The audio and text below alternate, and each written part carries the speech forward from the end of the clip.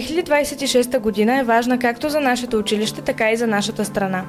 Затова, по повод откриването на новия STEM център на немска езикова гимназия Гьоте Бургас, решихме да направим кратък аудиоманифест с учениците от випуск 10 клас.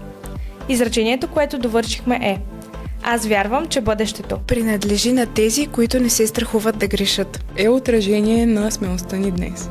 Ще изисква повече дисциплина, отколкото късмет. Е път, изпълнен с предизвикателства и трудности, които всеки един от нас трябва да преодолее, за да стигне до щастливите си моменти. Е шанс, учейки се от грешките си, да бъдем по-добри от вчера.